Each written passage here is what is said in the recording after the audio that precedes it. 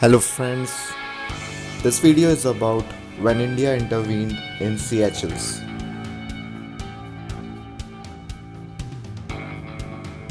Seychelles won independence from the UK in 1976 and adopted a presidential form of government. It has a unicameral National Assembly with 25 elected and 9 nominated members. Here is the map of Seychelles. You can see the distance from Madagascar and African coast.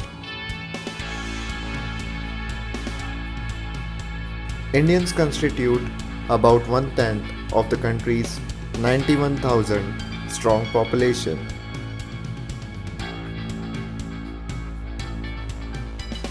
The last Indian Prime Ministerial visit to Seychelles was by Mrs. Indira Gandhi in 1981.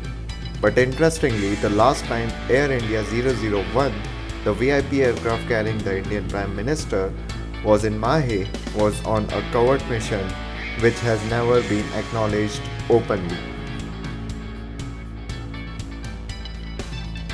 From the early 1980s, India had begun asserting a broad security role in the Indian Ocean region.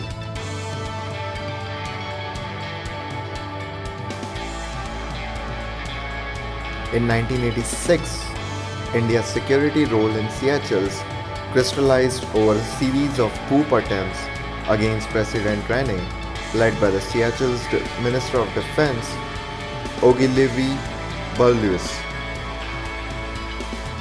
According to some reports, the Belies plot, codenamed Operation Lash, involved some 30 mercenaries and 350 Seychellois. Some claim that it had the support of South African intelligence and of prominent anti-communists in Washington.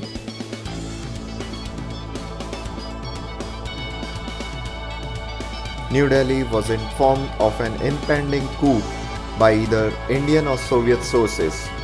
Prime Minister Gandhi, who was also Minister of Defense, and the junior Defense Minister Arun Singh personally contacted the Chief of Naval Staff, Admiral Tahilini, with a verbal request to provide assistance to Rene. INS Vindhyagiri was sent to Seychelles, which would report an engineering defect requiring an extended stay in Port Victoria.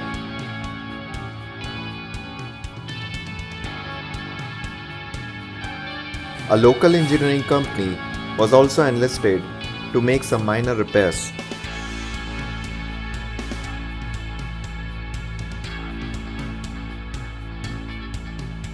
An Indian Navy engineering team of 20 sailors trained in weapons was readied for dispatch to Port Victoria.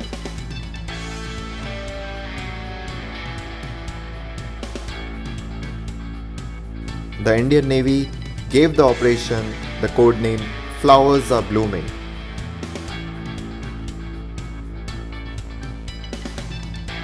INS Vindhyagiri remained at Port Victoria for 12 days, making great use of its sea king to provide public displays of helicopter commandos, slithering and assaults.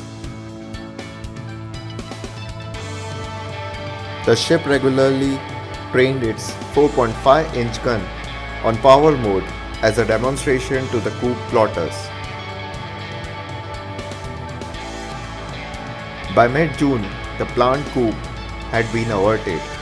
Seychellois authorities, with the likely assistance of Indian security services, arrested 6 men, but not Belies.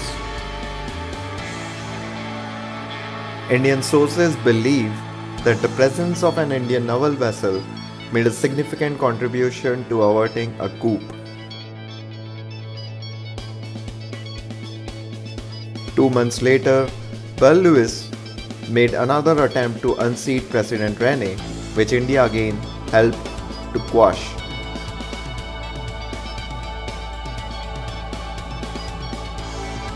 On September 6, 1986, then Prime Minister Rajiv Gandhi, who was attending the non-aligned summit in Harare, Zimbabwe, lent his aircraft to President Rene to fly back to avert a coup.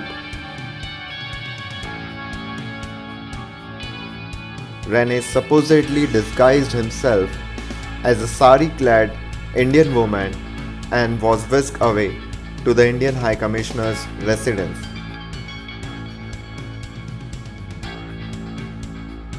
The Indian ship INS Godavari, which was then returning to India from New York after taking part in centenary celebrations for the Statue of Liberty, was diverted to Port Victoria, although it only arrived on 4th September and departed several days after.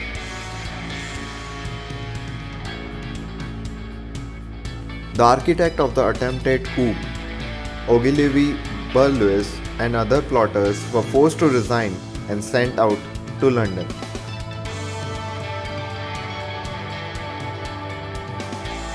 India's interventions cemented India's role in the Seychelles.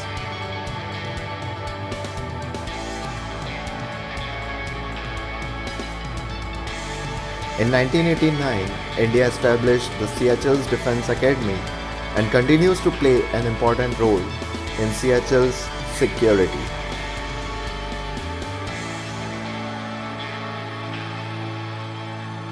Operation Flowers Are Blooming was the first demonstration of the Indian Navy's capability to influence political events throughout the Indian Ocean, far from the Navy's traditional area of operations in South Asia. It showed that the Navy could be used to project power effectively at long distance and with relative discretion. Here is an infographic of the entire operation.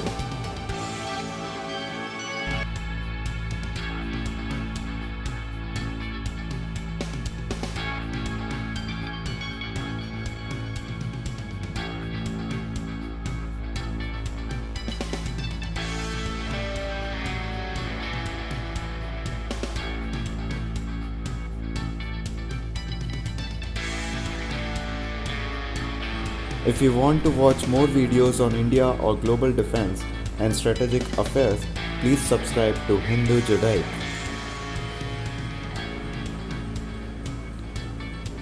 Thanks for watching.